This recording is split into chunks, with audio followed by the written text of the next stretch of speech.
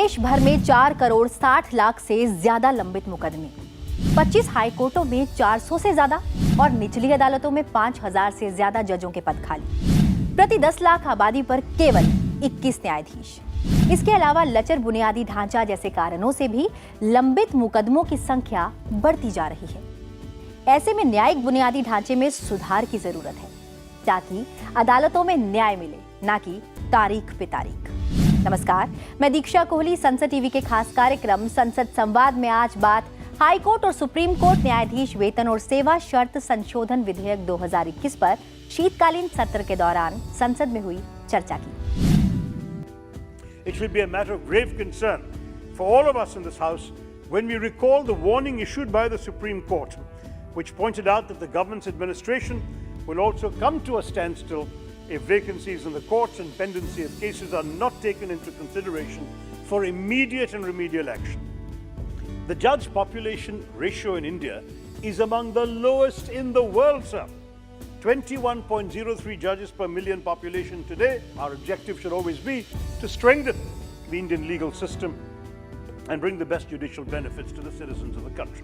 निश्चित रूप से इस सारे जुडिशियल सिस्टम को एफिशिएंसी बढ़ाने के लिए उपाय किए गए हैं। फास्ट कोर्ट भी बने हैं, कहीं पर विशेष कोर्ट भी बने हैं, ट्रिब्यूनल भी बने हैं, परंतु ऐसा लगता है कि पेंडेंसी की समस्या से अभी मुक्ति मिलने में भी देर लग रही है। ये सस्ता न्याय, सुलभ न्याय, ये जहां सरकार की जिम्मेदारी है, वहीं ये वादकारी का ये अधिकार भी है। मेरा तो ये अनुरोध है कि इस बात को ध्यान में रख करके संपूर्ण जो व्यवस्थाएं, आज बहुत सारे पहलू यहाँ पर आए हैं, कहीं न्यायाधीशों की नियुक्ति का विषय आया है, न्यायालयों के जो भवन हैं उनका हम लोग विषय देखते रहते हैं, कहीं पर अलग न्यायाधीशों के, ये न्यायालयों के अलग बेंचेस की बात मैं भी उठा रहा हूँ और भी लोग उठाते हैं।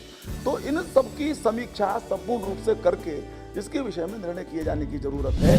वैसे तो हाई कोर्ट और सुप्रीम कोर्ट न्यायाधीश वेतन और सेवा शर्त संशोधन बिल 2021 रिटायर्ड जजों के अतिरिक्त पेंशन या फैमिली पेंशन के बारे में स्पष्टीकरण के लिए लाया गया था, जिसका सत्ता पक्ष और विपक्ष सभी ने समर्थन किया।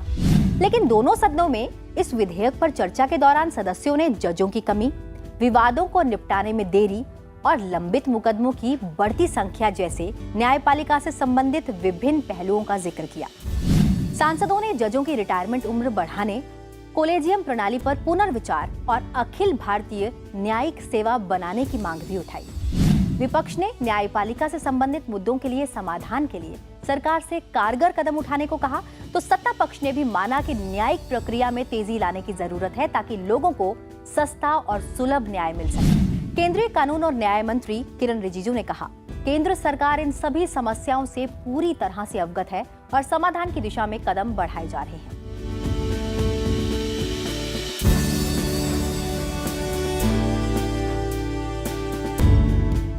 न्याय व्यवस्था की खामियों और लचर बुनियादी ढांचा जैसी वजहों से अदालतों में लंबित मुकदमों का बोझ इस कदर हावी है कि न्याय की रफ्तार धीमी होती जा रही है। न्याय में देरी अन्याय कहलाती है, लेकिन अदालतों में मुकदमों का अंबार है, जिन्हें निपटाने के लिए संसाधनों की भारी कमी है। देश भर की अदालतों में 4 करोड़ 60 लाख से ज्यादा मुकदमे लंबित हैं। इनमें निचली अदालतों में सबसे ज्यादा 4 करोड़ 6 लाख मामले लंबित हैं। हाई कोर्टों में 56 लाख से ज्यादा केसेस, जबकि सुप्रीम कोर्ट में करीब 70,000 मुकदमे लंबित हैं।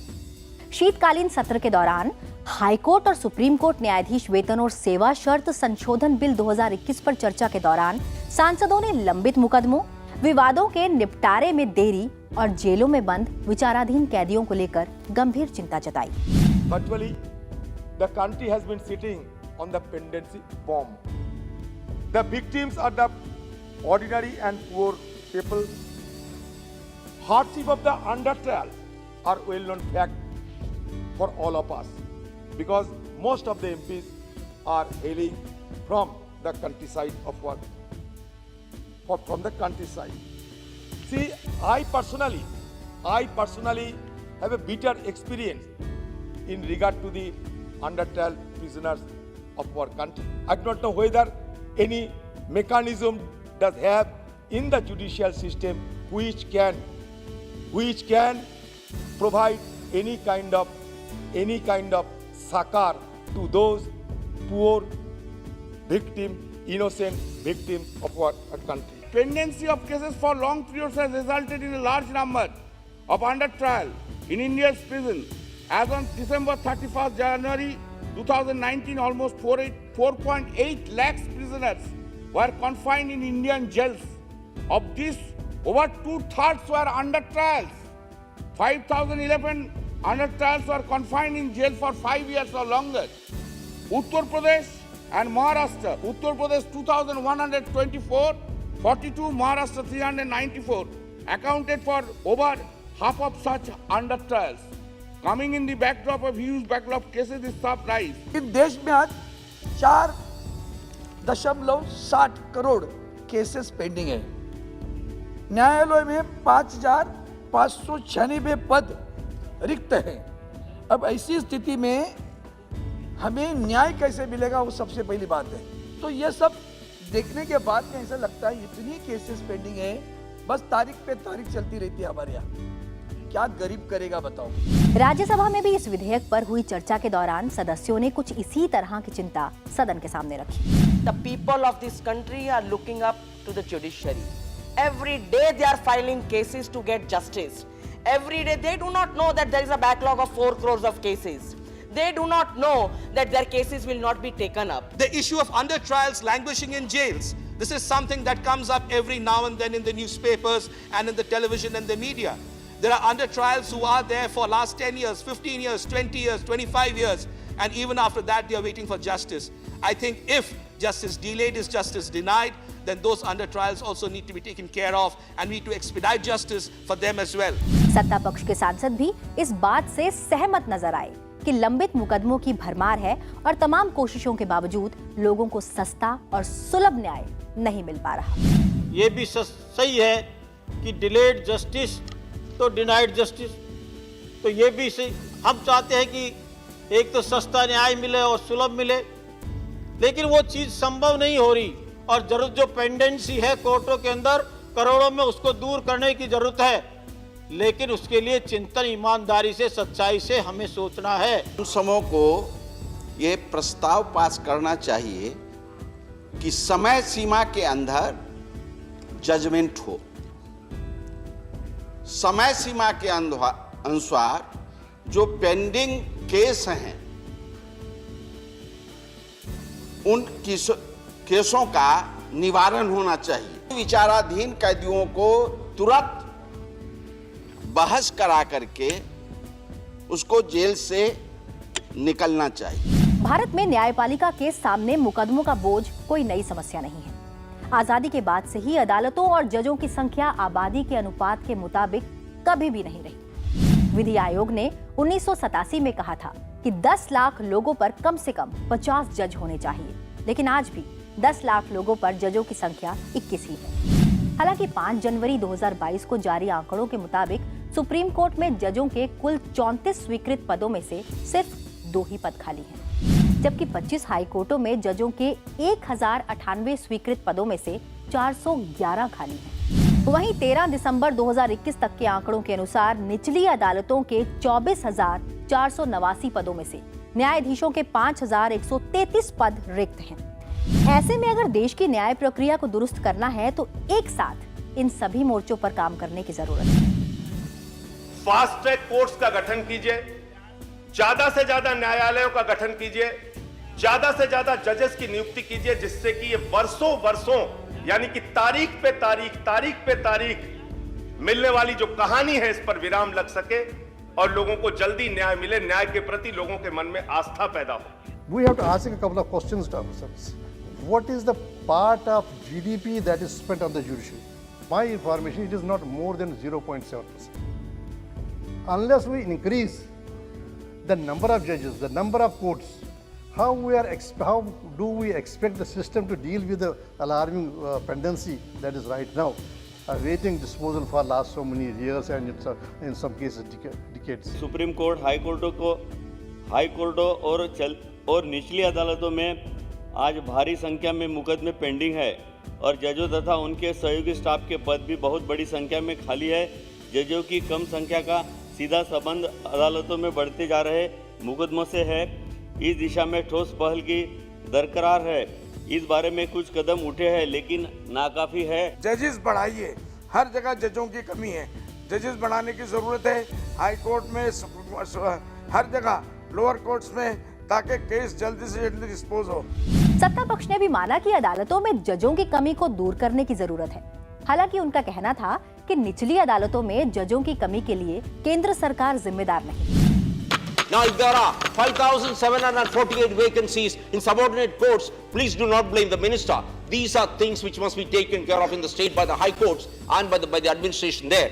And sir, we need to appoint a lot more judges, and as suggested earlier.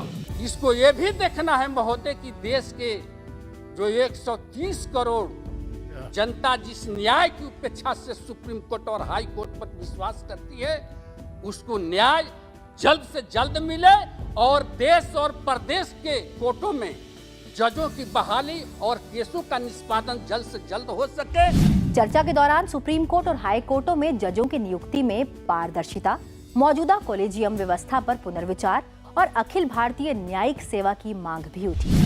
I request the government to revisit the collegium system and in view of the Article 124 and the original, the spirit and object of the Article 124 is required to be restored, and we can go further for creating all India judicial services at par like all India administrative services, Indian police services. So like that we can create and we can have a pool of talented people. I request the Honorable Minister kindly to see whether it can be, and by defining the word consultation, if we Parliament define it, the word consultation is not concurrent, then the whole problem can be solved. There is a serious lacuna because though we decide on such matters, we have no role in the appointment of judges. So does this exist anywhere in the world, sir? Absolutely no. Judges appointing judges is unheard. There has been a demand for a National Judicial Appointment Commission which should represent judiciary, executive, legislature, bar and the public with provisions of transparency and accountability, sir. Let people know who are going to be our judges and their competence, ability, integrity. न्यायपालिका की स्वतंत्रता, जवाबदेही और भूमिका को लेकर भी सत्ता पक्ष और विपक्ष के सांसदों ने अपने अपने विचार रखे। Sir, the credibility of Indian judiciary has high esteem once upon a time. But sir, it is quite unfortunate to say nowadays the credibility of the judiciary is under suspicion. It is now questioning from various corners. The legislature, parliament is accountable to the people. The main question which I would like to pose is, the judiciary is accountable to whom? So the accountability of the judiciary has to be earmarked, that has to be defined.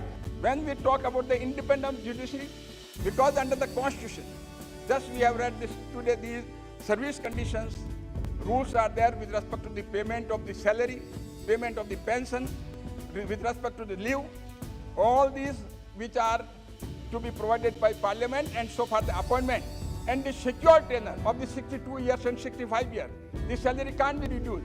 All these are indicate independence of judiciary and no interference in the judiciary we are seeing today on these days. The point which really has to be thinking is that is the role of the judiciary to interpret the law or to make the law? Many of the problems in India today have been because of judge-made laws. Not because of Parliament has made the laws, but because Parliament abdicated its responsibility. And it's when Parliament abdicates its responsibilities, that's when half the problem starts. सदस्यों ने high court के जजों की retirement उम्र बढ़ाने समेत लंबित मुकदमों में कमी लाने और न्याय व्यवस्था में सुधार के लिए कई महत्वपूर्ण सुझाव भी दिए। The true success of our efforts today will only come if the government proposes a larger bill to increase the retirement age of judges, to fill vacancies, reduce pendency of cases, eliminate post-retirement appointments in government, or at least have a 3 to 5 year cooling off period before any such appointments can be made for judges, and guarantee the judiciary's independence by doing it. There's always been a debate that what is the differentiation between the age of judge retirement in the High Court and the Supreme Court. The same High Court judge at 62 has to retire. But if he is elevated to the Supreme Court, he can stay up to 65. Why can't I have a unanimous decision? You should, sir, first bring this law. Instead of threatening the judges through your colleagues, bring the law and say, yes, we will make it unanimous. I request our Honorable Law Minister to pass a law empowering the district courts to deal, to exercise powers under Article 32 of the Constitution. And there are no, infrastructure in the subordinate courts and high courts and Supreme Court. The Honorable Chief Justice of India, recently in several meetings, he used to speak about the establishment of National Judicial Infrastructure Corporation in the presence of the Honorable Law Minister. It seems that there is a roadmap laying on by the central government. न्यायपालिका में सभी स्तरों पर महिलाओं के कम प्रतिनिधित्व का मुद्दा भी उठा। महिला सांसदों ने न्यायपालिका में महिलाओं को आबादी के अनुपात में उचित प्रतिनिधित्व देने की मांग की। Overall, the representation of women in the Supreme Court and High Court is just 9% and 11% respectively. Given the women constitute 50% of our population, there is a need to provide women with equal representation on the benches of our judiciary. It is an irony, sir, that behind every judge there is the Lady of Justice standing. Egyptian god called Themis, I don't know whether I'm pronouncing it right, or the Greek goddess Maat. Unfortunately, she stands there behind the seat but doesn't sit in the seat. That is an unfortunate thing. So I think this government, with such a thumping majority in both the houses, must make sure that 50% women are included in the judicial process. Samajwadi party, JDU, DMK और IUML समेत कई दलों के सांसदों ने कहा कि उच्चतर न्यायपालिका में वंचित तबकों को भी आरक्षण दिया जाना चाहिए। कि जब तक आप इन वर्गों के लोगों को जज नहीं बनाएंगे हाई कोर्ट और सुप्रीम कोर्ट में, ओबीसी, एससी और एसटी के, तब तक उनके जब हक छीने जा रहे हैं तो उनको रिव्यू करने वाला कोई होगा नहीं, ऊपर बेंच में होगा ही नहीं, जैसा चाहे वैसा कर दो। So what I am suggesting is due participation should be given to the deprived section in the appointment of judges.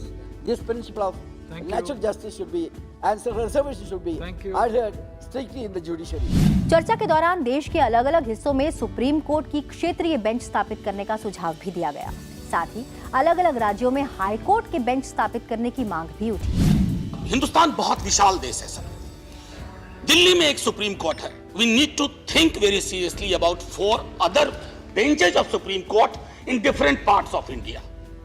और लगे हाथ मैं अपने बिहार की तरफ से एक मांग रख दूं माननीय मंत्री जी, सर पटना से पूर्णिया दूर है, एक पूर्णिया में हाई कोर्ट के बेंच की स्थापना होनी चाहिए। Considering the fact that the Supreme Court is located at New Delhi, which is not equidistant to all parts of the country and is far away from states, particularly from southern, southwestern, eastern states. Therefore, time has come to amend the constitution and establish permanent regional benches of the Supreme Court.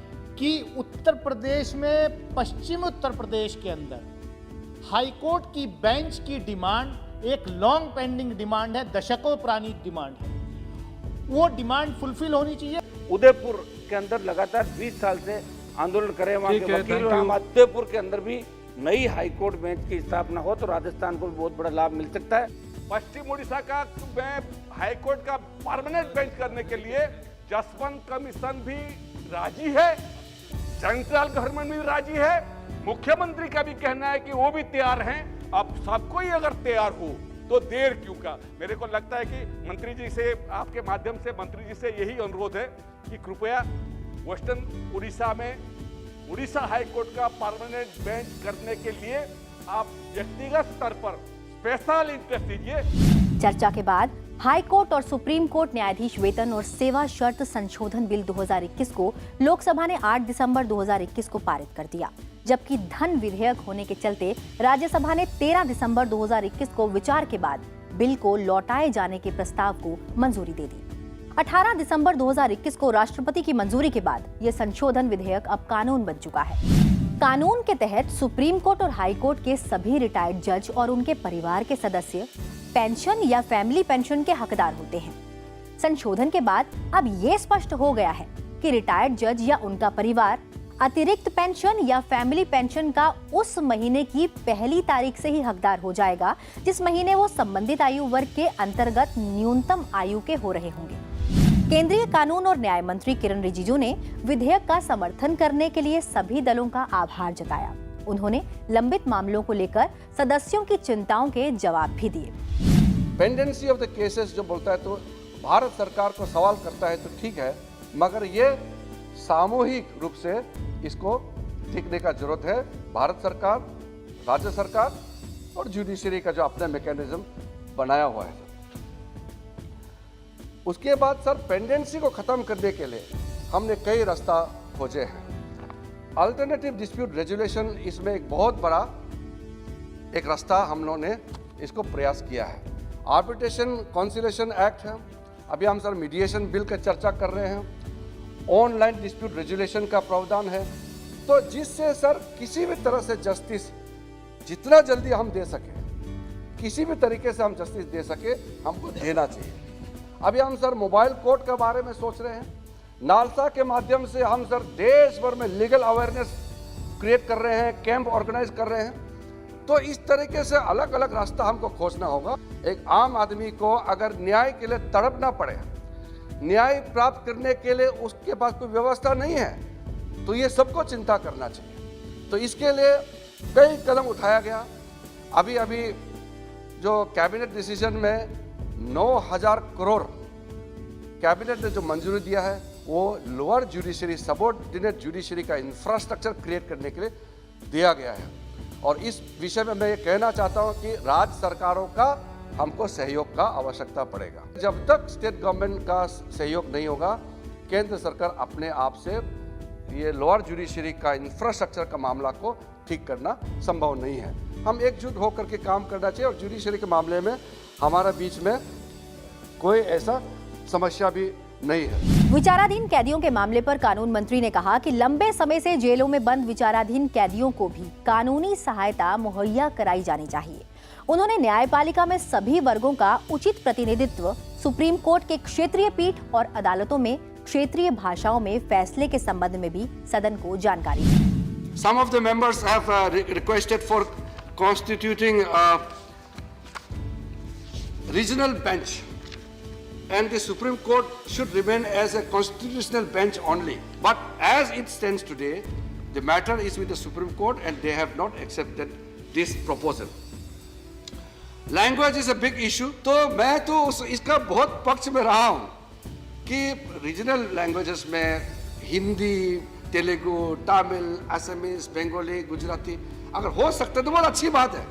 लेकिन ये matter भी supreme court के chief justice के पास है।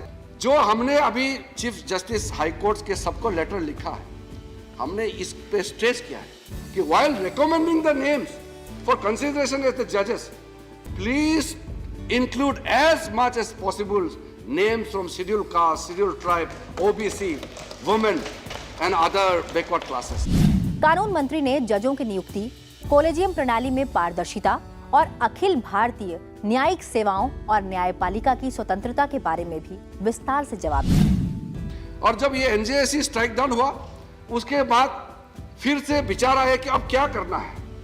पुराना system जो collegium system को कैसे और आगे ले जाना है, क्योंकि क्रिटिसिज्म बहुत आ रहे हैं। जो प्रेजेंट सिस्टम में ट्रांसपेरेंसी नहीं है, इसमें कोई अकाउंटेबिलिटी नहीं है, ये तो आवाज तो सब सुन ही रहे हैं। तो जो कॉलेजियम सिस्टम अगर नया फिर एक्ट लाता है वो अलग विषय है। जब तक नहीं लाते हैं तो एग्जिस्टिंग जो हमारा मेमोरेंडम ऑफ प्रोसीजर है उसमें कैसे ठीक किया जा सकता है। लेकिन अभी जो ड्राफ्ट मेमोरेंडम ऑफ प्रोसीजर पे फाइनल सुप्रीम कोर्ट से जब तक नहीं आएंगे तब तक मैं उसमें कुछ कमेंट नहीं कर सकता हूँ। सरकार ने ऑल इंडिया जुडिशियल सर्विस के बारे में कई कंसल्टेशन किए हैं, काफी ड्राफ्ट किए हैं उसमें। लेकिन प्रॉब्लम क्या है, आज ज्यादातर हाई कोर्ट्स इसको विरोध कर रहे हैं। Majority of the high courts do not want all India judicial services. States में भी विभाजित है। Many of the states are not willing to consider और support all India judicial services. मेरे पास तर्क है, लेकिन आज विषय वो नहीं है, इसलिए मैं तर्क नहीं रखूंगा। If someday if government decides to come up with this proposal, then we have adequate means and adequate reasons to tell that all India judicial services will bring revolutionary change in the quality of Indian judiciary. लेकिन ये विषय आज नहीं है, इसलिए मैं उसको commit नहीं कर रहा हूँ. If people start talking about independence of judiciary, so is the independence of legislature and independence of executive. संविधान में रेखा जब तय किया कि आप ओवरस्टेप ओवररीच नहीं करना चाहिए, ये आपका डोमेन है. जब किसी एक ऑर्गन का डोमेन तय किया तो दूसरे एक ऑर्गन का भी डोमेन तय किया हुआ है. न्यायपालिका का मजबूत, सक्रिय और विश्वसनीय होना अत्यंत आवश्यक है. न्याय में देरी न्याय को अन्याय बना देती है. इसलिए जजों की कमी को दूर कर निश्चित समय सीमा में मुकदमों का निपटारा किया जाना चाहिए. न्याय व्यवस्था का भारतीयकरण भी समय की जरूरत है, ताकि आम आदमी कानूनी प्रक्रियाओं को आसानी से समझ सके. अदालतों के अत्याधुनिक तकनीक से लैस करने और मध्यस्थता, सुलह जैसे वैकल्पिक तंत्र के इस्तेमाल से विवादों को कम करने में काफी मदद मिलेगी और संसाधनों की बचत भी होगी. अदालतों से तारीख नहीं बल्कि न्याय मिलेगा, जिससे न्यायपालिका के प्रति लोगों का विश्वास बढ़ेगा.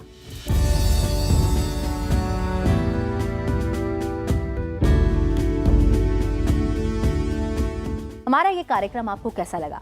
अपने सुझाव आप हमें संसद टीवी के सोशल मीडिया प्लेटफॉर्म के माध्यम से भेज सकते हैं. संसद संवाद के अगले एपिसोड में हम आपको दिखाएंगे संसद में हुई ऐसी ही एक और दिलचस्प चर्चा. फिलहाल मुझे दीजिए इजाजत और आप देखते रहिए संसद टीवी. नमस्कार.